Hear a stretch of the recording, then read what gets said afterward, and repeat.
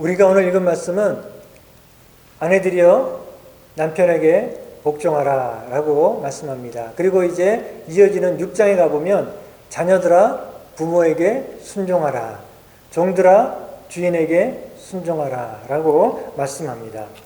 요즘 시대에 이런 말을 하면은 지금이 어느 시대인데 이런 구닥다리 같은 말을 하냐고 핀잔을 듣거나 혹은 권위주의에 쩔어 있는 그런 아주 무식한 꼰대라는 그런 소리를 듣기가 쉽습니다. 요즘에는 권위를 무시하는 일들이 참 많죠. 세상이 참 많이 변했습니다. 더 평등하고 자유로워진 것은 좋은 면이 있지만 그러나 하나님이 세우신 질서와 권위를 무시하는 것은 세상이 점점 악해지고 있다는 것을 보여주는 것입니다. 쇼츠라고 해가지고 유튜브에 보면은 짤막하고 재미있는 이런 영상들이 있는데 제가 그 쇼츠를 하나 본 게 있습니다. 거기 보면 내용이 어떤 건가 하면은 인도네시아 사람으로 보이는 선생님하고 학생이 등장하는데 이제 학생이 만약에 학교에 가서 뭐 지각을 했거나 또 뭘 잘못하면 선생님이 조금 이 자 같은 걸로 매를 들어서 손바닥을 때리잖아요. 그래서 옛날에 손바닥 많이 맞아보셨죠? 예, 저도 많이 맞아봤습니다. 그런데 이제 그 쇼츠에 보니까 옛날에 학생이 이제 선생님한테 불려가서 손바닥을 맞으면은 딱 내밀고 때리면 잘 맞잖아요. 그렇죠? 예, 그냥 그 아무 말 없이 예, 무표정하게 다 맞습니다. 자, 그런데 시대가 변하니까 이제는 아이들의 선생님이 때리면 한 대만 맞아가지고 한 대만 맞고도 그냥 그걸 참지 못해가지고 아파서 죽는 신용을 하고 막 그러죠. 그런데 또 시대가 또 변하니까 이제는 선생님이 때리려고 하면 도망갑니다. 안 맞으려고 도망가요. 근데 이제 요즘 시대가 변해가지고 요즘 시대는 어떻게 되냐면은 그 이제 소스의 마지막 장면을 보면 어떻게 되냐면은 선생님이 이리 와 그래가지고 때리려고 하니까 학생이 선생님을 밀치고 그 매를 뺏어가지고 선생님을 때려요. 예, 이런 일이 뭐 자주 있는 건 아니지만 그러나 간혹 일어납니다. 정도의 차이는 있지만 전 세계적으로 이런 일들이 비일비재하고 정말로 갈수록 예, 권위를 무시하는 그런 세상이 되고 있다 하는 것을 우리가 보게 됩니다. 그런데 권위를 무시한다는 것은 그 자체로서만 문제가 될 뿐만 아니라 그것은 권위를 세우신 하나님을 무시하고 거역하는 그런 일이 되기 때문에 그것은 또한 심각한 일인 것입니다. 로마서 13장 1절 2절에 보면 말씀하기를 각 사람은 위에 있는 권세들에게 굴복하라. 그 이유가 뭔가 하면은 권세는 하나님께로 나지 않음이 없나니 모든 권세는 다 하나님이 정하신 바라. 그러므로 권세를 거스리는 자는 하나님의 명을 거스림이니 거스리는 자는 심판을 자취하리라. 심판을 받게 된다. 라고 말씀하고 있습니다. 이렇게 하나님께서 세우신 모든 권위에 우리는 복종하는 것이 하나님을 존중하고 또 하나님을 인정하는 것인데 성경에 보면은 이 권위에 복종하라 라고 할 때 네 가지 권위에 대해서 말씀을 하고 있습니다. 먼저 오늘 본문의 말씀대로 아내들이여 남편에게 복종하라 라고 말씀합니다. 그리고 자녀들아 부모에게 순종하라 라고 말씀합니다. 그리고 종들아 주인에게 순종하라 라고 말씀합니다. 그리고 방금 로마서 13장 말씀 읽은 대로 백성들아 위에 있는 지도자들, 정치 지도자들에게 복종하라 라고 말씀하고 있습니다. 자, 이렇게 네 가지 하나님이 세우신 권위와 거기에 우리가 어떻게 대해야 되는지 말씀하고 있는데 여기 보면 복종하라 라는 말도 있지만 또 순종하라 라는 말도 있죠. 같이 나오는데 우리는 복종하라, 순종하라 뭐 비슷한 말처럼 들리는데 그런데 구별을 해야 됩니다. 그걸 구별하지 않으면 큰 문제가 생기게 됩니다. 자, 아내들은 남편에게 복종하라 그랬죠. 그리고 또 다른 복종은 뭡니까? 백성들이 위에 있는 지도자들에게 복종하라 그랬습니다. 그런데 자녀들은 부모에게 순종하라 그랬고요. 종들은 주인에게 순종하라 라고 했습니다.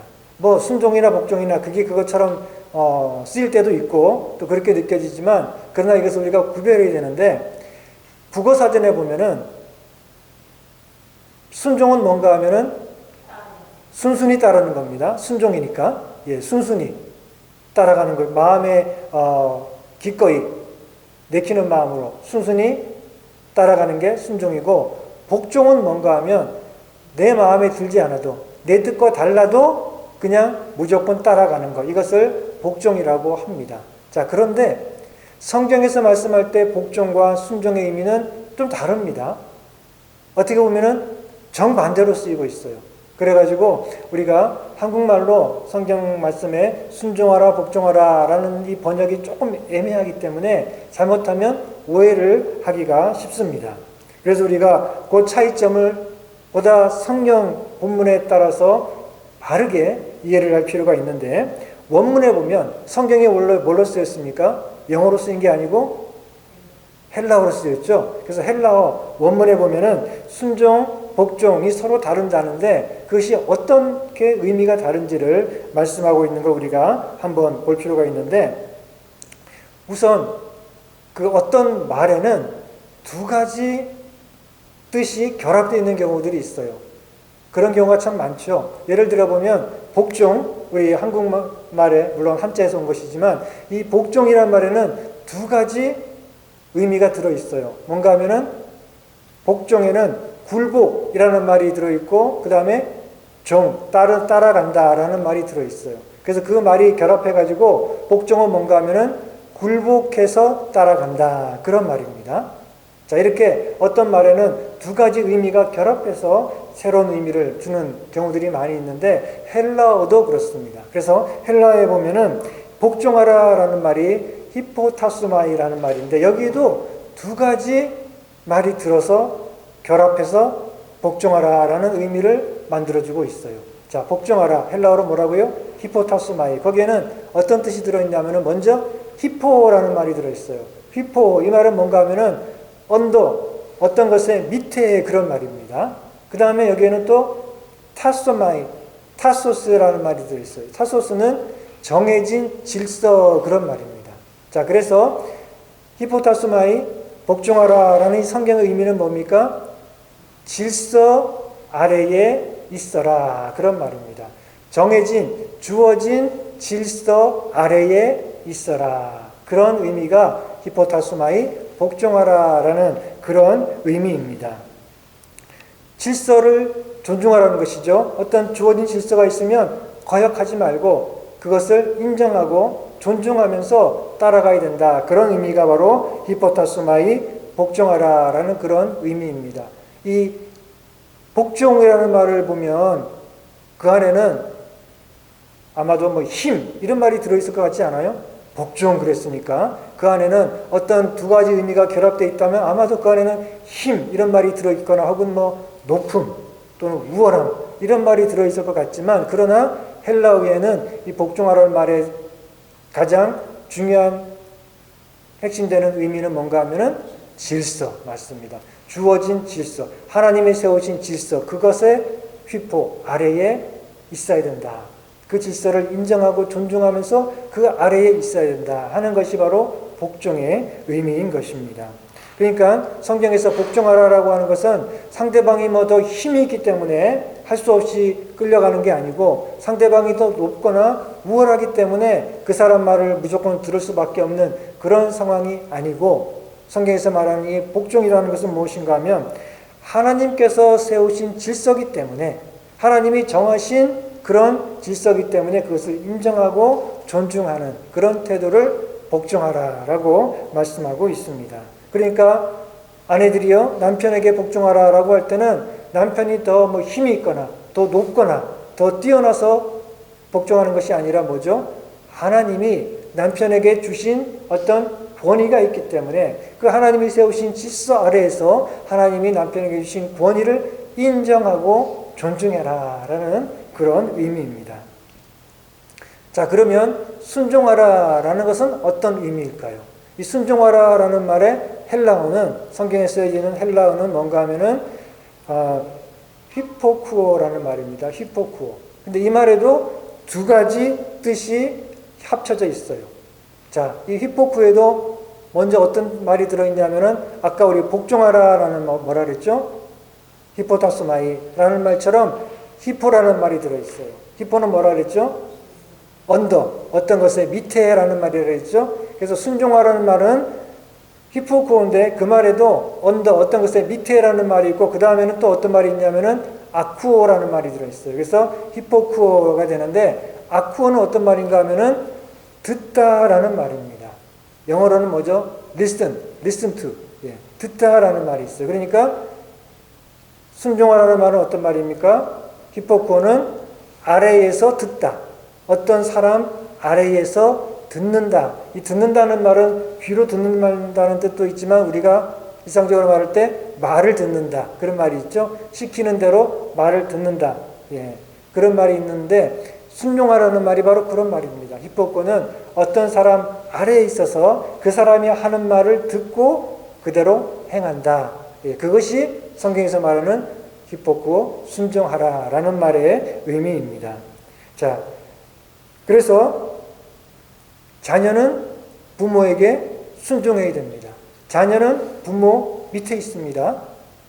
부모가 가진 권위가 있죠. 이것은 아마도 세상에 있는 어떤 권위보다도 가장 큰 권위가 부모가 자식에 대해서 가지고 있는 권위다라고 할 수 있는데, 자, 부모는 자식 위에 있고 권위를 가지고 있습니다. 그래서 그 부모가 하는 말을 자녀는 듣고 행해야 됩니다. 그게 바로 순종입니다. 주인은 종보다 높죠. 예, 주인은 종보다 높고, 그래서 주인이 말을 하면 아래에서 그 말을 듣고 종은 그 말을 순종해야 됩니다. 이것이 바로 아포쿠오 순종하라라는 말의 의미입니다. 자, 그런데 아내들에게는 남편에게 순종하라 그랬나요? 복종하라 그랬나요? 그렇죠? 남편에게, 아내들에게, 남편에게 순종해라 그러지 않았어요. 순종하라가 아니라 복종하라라고 말씀하고 있습니다. 순종은 뭐라 그랬죠? 그 사람이 나보다 높기 때문에 그 사람 아래에서 듣고 시키는 대로 하는 거라 그랬죠. 그래서 자녀가 부모에게 순종하고 종이 누구죠? 주인에게 순종해야 됩니다. 그런데 복종은 뭐라 그랬습니까? 복종은 그 사람 밑에 있는 게 아닙니다. 질서 아래에 있는 거라 그랬죠. 히포탁수마이는 하나님이 정하신 질서 아래에 있어서 하나님이 세우신 질서를 인정하고 존중하는 거라 그랬습니다. 그래서 비록 아내가 남편보다 더 못나거나 더 낮은 것은 아니지만, 그러나 하나님께서 세우신 질서 안에서 남편에게 주신 권위가 있기 때문에 그 하나님이 세우신 질서와 권위를 인정하고 존중하는 것, 이게 바로 아내가 남편에게 복종하는 그런 의미입니다. 그렇기 때문에 아내가 남편에게 복종하라라고 할 때는 마치 종이 주인에게 시키는 대로 다 하는 것처럼 그렇게 순종해야 된다는 것은 아니죠. 그렇게 순종하라는 것이 아니라 바로 하나님이 세우신 질서 아래서 그 권위를 인정하고 존중하라라는 그런 의미입니다. 물론 권위를 인정하고 존중하면 말을 듣겠습니까? 안 듣겠습니까? 듣겠죠. 그렇죠? 그 사람이 가진 하나님이 세우신 권위를 내가 인정한다면 그러면 그 사람이 하는 말을 제가 아주 진심을 다해서 들을 것입니다. 그런데 무조건 듣지는 않을 겁니다. 그렇죠? 종이 주인의 말을 무조건 들어야 되는 것처럼 시키는 대로 무조건 다 해야 되는 것은 아닐 것입니다. 자, 그래서 제가 문제를 하나 내겠습니다.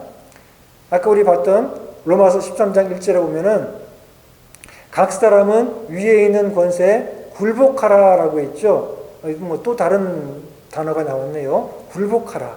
자, 그런데 이 굴복하라라고 번역된 이 말은 사실 헬라어로 보면은 우리가 방금 했던 복종하라라는 말이나 순종하라라는 말 둘 중에 하나와 똑같은 말입니다. 자, 그러면 어떤 말과 똑같은 말일까요? 자, 너희들은 위에 있는 권세에 굴복하라라고 했는데 이 굴복하라는 말은 복종하라는 걸까요? 순종하라는 걸까요? 맞습니다. 예, 여러분들 너무 잘 아시네요. 그렇죠? 맞습니다. 백성들은 위에 있는 정치 지도자들에게 순종하라 그러지 않았어요. 복종하라라고 했습니다. 복종한다는 것은 뭐라 했죠? 하나님이 세우신 질서와 권위를 인정하고 존중하라는 것이죠. 그러나 그렇다고 해서 그 사람이 하는 것을 무조건 다 시키는 대로 해야 된다라는 것은 아니라 그랬죠. 예, 그래서 우리들은 위에 있는 정치 지도자들을 존중해야 됩니다. 그리고 그들의 권위 앞에 우리가 복종을 해야 됩니다. 그렇지만 그 사람이 하는 말을 무조건 우리가 다 따르고 순종해야 되는 것은 아니겠죠. 제가 바이든 대통령을 미국의 대통령으로 인정하고 존중을 하죠. 그것은 그 사람이 뭐 저보다 더 높거나 우월하기 때문이 아닙니다. 그 사람이 가진 대통령이라고 하는 하나님이 주신 권위가 있기 때문에 저는 그 권위를 인정할 뿐입니다. 그 권위를 존중한다는 의미에서 그 권위에 복종은 하겠지만 저는 대통령에게 순종하지는 않습니다. 대통령이 시킨다고 해서 제가 뭐든지 다 해야 될 이유는 없지요. 이것이 바로 복종입니다. 그러나 그 사람의 권위를 제가 인정하고 존중하기 때문에 그 사람을 최대한의 그런 그 성심을 다해서 그 지도력을 따르려고 하겠지요. 자, 문제를 하나 더 내겠습니다. 우리 지난주에 살펴본 5장 21절에 보면은 그리스도를 경외함으로 피차 복종하라 그랬나요? 순종하라 그랬나요? 5장 21절이었습니다. 너희는 그리스도를 경외함으로 서로서로 복종하라라고 했습니다. 순종하라라고 하지 않았습니다. 복종하라라고 했습니다. 이거는 한글 성경뿐 아니라 헬라어 원문을 봐도 마찬가지입니다. 히포타스마이. 우리가 서로서로 복종해야 되지 서로서로 순종해야 되는 것은 아닙니다. 만약에 서로서로 순종한다면 서로 상대방이 시키는 일은 무조건 다 해야 되는데 그럴 필요도 없고 그럴 수도 없고 그래야 되는 게 아니죠. 우리는 서로서로 복종해야 됩니다. 이 말은 뭐라 그랬죠? 서로를 인정하고 존중해야 됩니다. 서로가 얼마나 귀한 존재인지, 하나님 안에서 서로가 얼마나 귀하고 또 존귀한 그런 사람인지를 인정하고 존중하고 높여주는 그런 것이 바로 복종하는 태도고, 우리는 주 안에서 서로서로 그렇게 서로 복종하며 존중하는 삶을 살아야 된다는 것입니다. 존중한다라고 하는 것은 자기 자신을 내세우는 게 아니죠. 상대방에게 복종하고 상대방을 존중할 때는 내 고집을 내세우거나 나를 앞세우기보다는 양보하고 그리고 상대방을 더 높이는 그런 일을 하게 될 것입니다. 그래서 5장 21절에 너희는 그리스도를 경외함으로 피차 복종하라라고 하셨는데 이 말씀을 조금 더 자세하게 말씀하고 있는 것이 빌립보서 2장 3절의 말씀입니다. 같은 의미인데 조금 더 자세하게 말씀하고 있어요. 거기에 보면은 말씀하기를 아무 일이든지 다툼이나 허용으로 하지 말고 오직 겸손한 마음으로 각각 자기보다 남을 낮게 여기라 라고 말씀하고 있어요. 참 놀라운 말씀이죠. 우리가 내 자신보다 상대방을 더 나은 사람으로 항상 여기라는 것입니다. 이게 뭐예요? 서로 존중하고 서로 복종하는 것입니다. 우리가 겸손한 마음으로 상대방이 나보다 더 나은 사람이다 이렇게 인정하고 존중하며 높이는 그것이 바로 우리가 서로 비차간에 복종하는 그런 태도라는 것입니다. 자, 이제 복종과 또 순종의 차이를 좀 알게 되셨죠? 자, 그런데 오늘 본문 22절에 보니까 아내들이여 자기 남편에게 복종하기를 주께 하듯 하라 라고 말씀하고 있어요. 남편에게 복종하는데 그런데 주님에게 하듯 그렇게 복종하라 라고 말씀하고 있습니다. 여기서 주께 하듯 복종하라 이 말은 마치 우리가 주님을 섬기듯이 그렇게 남편을 떠받들어라 그런 말은 아닙니다. 남편이 주인인 것처럼 그렇게 떠받들라는 말씀은 아니죠. 우리는 예수님의 몸에 속한 지체들이죠. 그리고 예수님은 우리의 몸의 머리가 되시는 분이죠. 그렇죠? 예. 우리 지난번에 살펴봤습니다. 우리는 뭐라고요? 예수님의 몸에 붙어있는 각 지체들입니다. 그리고 예수님은 몸의 머리가 되시는 분이라고 그랬죠. 자, 여기서 말씀하는 것은 예수님은 주인이고 우리는 종이다 그런 의미는 아니죠. 물론 우리 예수님은 우리의 왕이 되시고 우리의 주인이 되시고 우리는 그 주님을 정말 일꾼으로 종처럼 그렇게 섬겨야 되지만 여기서 말씀하는 것은 그 의미는 아닙니다.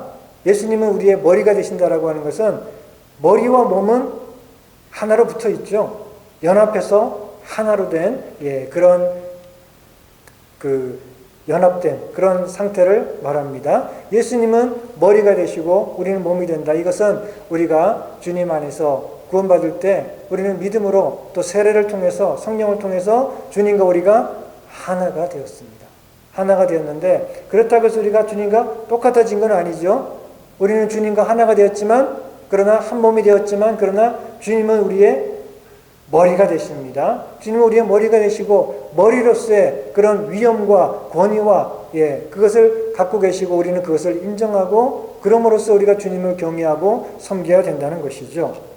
마찬가지로 남편과 아내는 한 몸이죠. 주인과 하인 이런 관계가 아닙니다.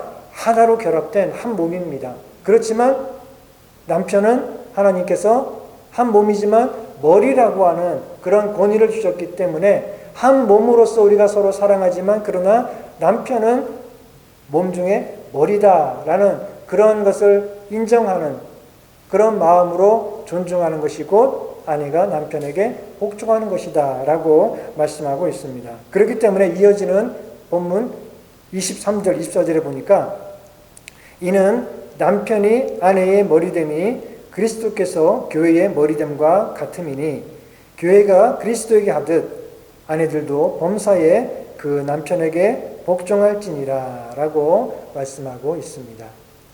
자, 이렇게 아내들은 하나님께서 아내의 머리로서의 권위를 주신 그 남편을 인정하고 존중하는 상태에서 그런 의미에서 복종해야 된다라고 말씀하고 있죠. 자, 그럼 이제 남편들은 뭘 해야 될까요?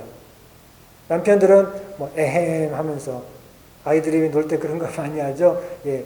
누가 이렇게 절하면은 에헴 그러잖아요. 남편들은 그러면서 그래 내가 머리니까 그렇게 복종해야지 그러고 있으면 될까요? 안 그러겠죠. 25절에 보니까 남편들아 아내 사랑하기를 그리스도께서 교회를 사랑하시고 위하여 자신을 주심같이 하라라고 말씀하고 있어요. 자, 그러면 남편들은 한마디로 뭘 해야 됩니까? 사랑해야 됩니다. 아내들을 사랑해야 됩니다. 그런데 사랑하는 거예요. 남자들은 쉽네.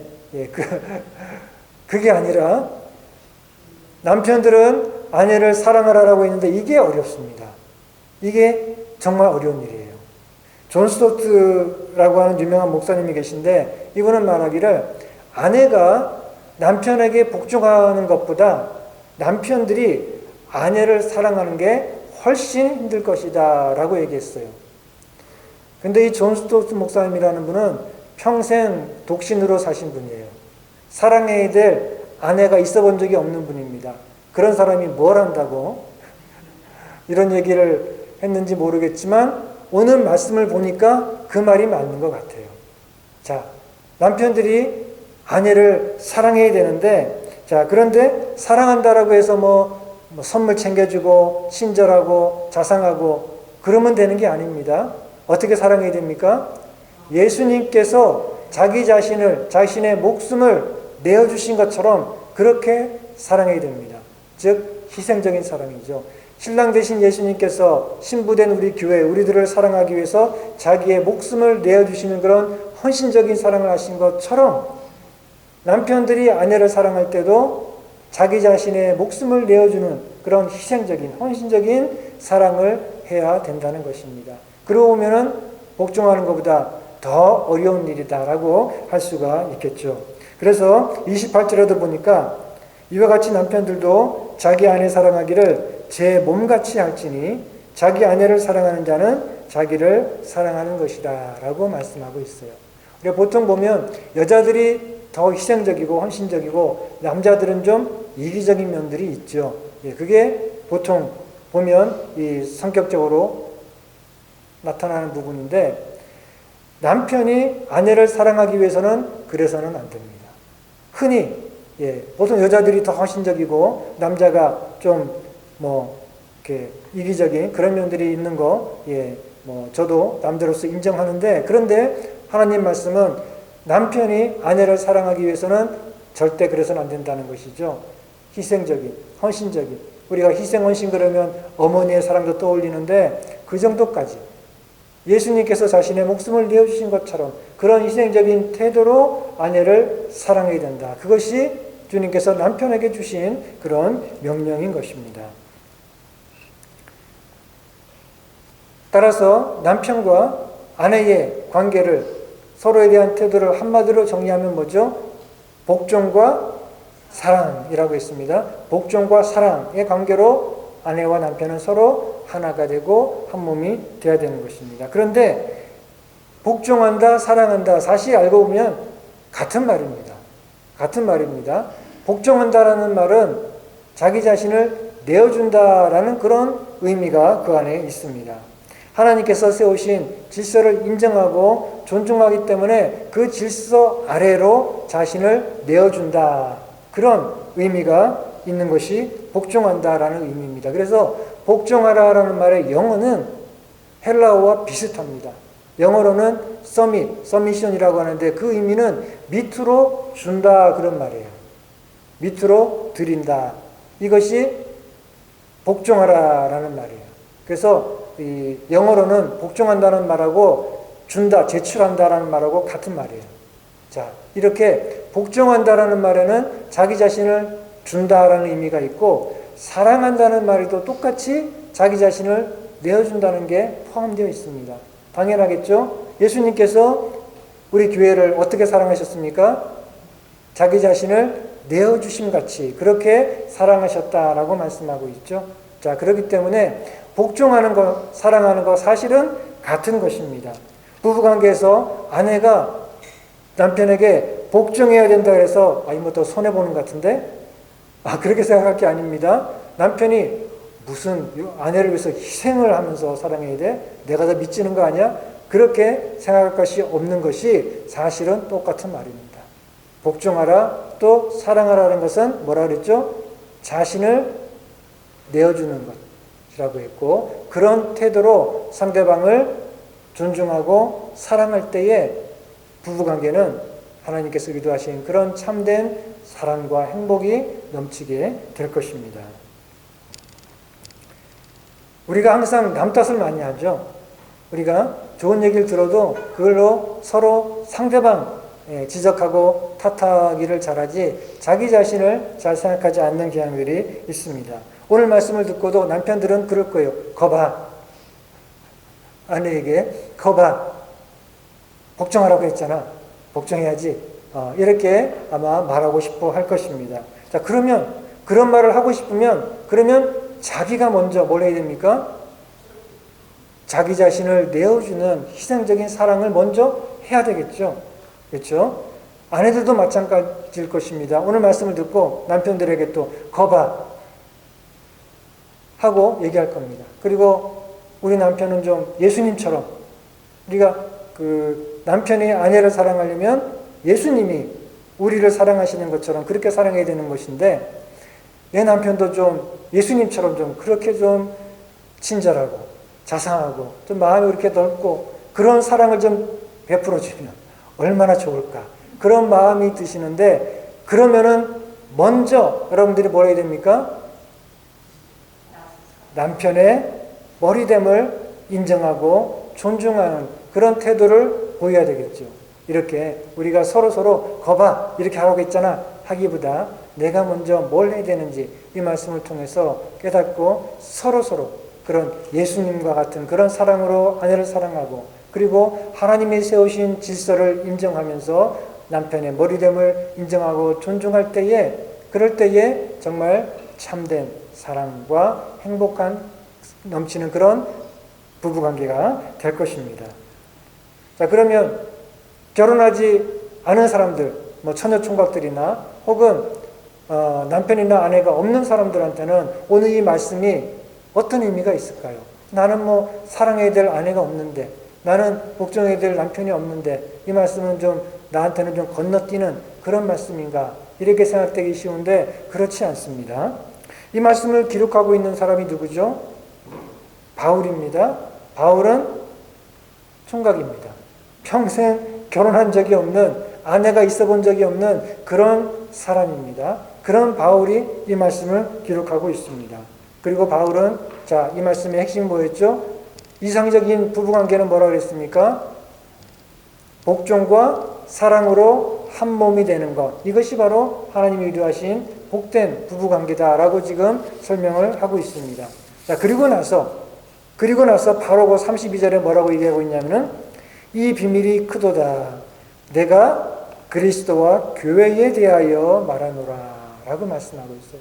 지금 이상적인 부부관계에 대해서 쭉 말씀한 다음에 그 다음에 뭐라고 그랬냐면 이 놀라운 신비는 사실 그리스도와 우리 교회와의 그런 사랑의 관계에 대해서 얘기하는 것이다 라고 말씀하고 있습니다. 이상적인 부부관계도 중요하지만 그것도 하나님의 말씀이고 뜻이고 우리가 그렇게 해야 되지만 그러나 그것은 결국은 예수님과 우리 교회와의 관계를 보여주는 말씀이라는 것입니다. 남편된 예수님께서는 자신을 내어주는 희생적인 사랑으로 우리를 교회를 사랑하시고 그렇다면 우리 교회는 어떻게 됩니까? 예수님의 아내된 우리 교회는 사랑으로 우리 예수님께 복종하는 그런 삶을 살아가야 되겠죠. 그래서 우리 결혼한 분들은 부부관계를 통해서 예수님과 교회의 그 아름다운 사랑과 복종의 관계를 드러낼 수 있어야 됩니다. 남편과 아내의 관계를 말씀하면서 예수님과 우리 교회의 관계를 얘기하고 그것을 사랑과 복종의 관계로 설명하고 있는데 그것을 우리 크리스천 부부들은 부부관계를 통해서 그것을 드러낼 수 있어야 된다는 것입니다. 남편 여러분 그리고 저까지 예수님의 희생적인 사랑으로 아내를 사랑하시기 바랍니다. 아내 되신 여러분들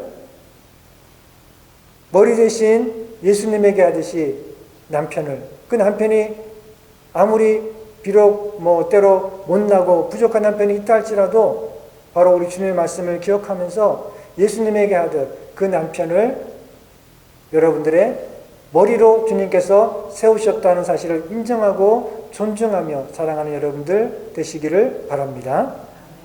그리고 남편이 있던 없든 간에 우리 모두는 이 말씀을 통해서 이상적인 부부관계에 대한 이 말씀을 통해서 우리는 예수님께서 얼마나 완벽하고 멋진 남편으로서 우리를 사랑하시는지를 다시 한번 기억하시기를 바랍니다. 우리 예수님께서는 자신을 내어주는 그런 희생적인 사랑으로 우리를 사랑하셨고 그리고 또 자기 몸을 돌보듯이 자기 아내를 돌보는 그런 아주 멋진 훌륭한 남편처럼 우리 예수님께서는 지금도 우리를 돌보고 계십니다. 신부된 우리 주님께서는 날마다 은혜와 사랑으로 돌보고 계셔서 우리가 거룩하고 흠이 없고 그리고 영광스러운 그런 주님의 신부가 될 수 있도록 주님께서는 날마다 자기 몸을 돌보듯이 우리들을 은혜와 사랑으로 돌보시고 지키시고 보호하고 계신다 하는 사실을 기억하시기 바랍니다. 그래서 이런 훌륭한 남편 대신 우리 예수님의 그 사랑에 화답하는 그런 아내처럼 우리는 사랑으로 복종하는 그런 태도로 우리 주님을 따르고 섬기는 그런 삶을 살아가기를 원합니다. 우리 함께 기도하실 때에 하나님께서 우리에게 주신 이 귀한 가정 또 부부관계 남편과 아내를 바라보면서 우리가 정말 주님의 뜻대로 정말 우리 남편을 머리로 인정하고 존중하며 복종하며 사랑하시기를 바라고 그리고 남편들은 주님의 사랑으로 희생적인 사랑으로 아내를 사랑하는 그런 복된 우리들의 가정이 되게 해주시옵소서. 그동안 그러지 못했던 것 이기적인 마음 때문에 서로 다투고 싸우고 했던 이런 것들 주님 용서해 주시고 우리가 이 주님의 뜻을 따라서 정말 희생적인 사랑으로 또 서로 높이고 존중하는 가운데 사랑하는 복된 부부가 되게 하여 주옵소서. 그리고 이런 부부관계를 통해서 우리 예수님께서 얼마나 우리를 사랑하시는 귀하고 복된 신랑 되신 예수님인지 기억하고 그 주님을 우리가 사랑으로 복종하며 따르는 그런 거룩한 신부가 또한 되게 하여 주옵소서. 우리가 함께 기도하시겠습니다. 사랑해 주님 감사합니다.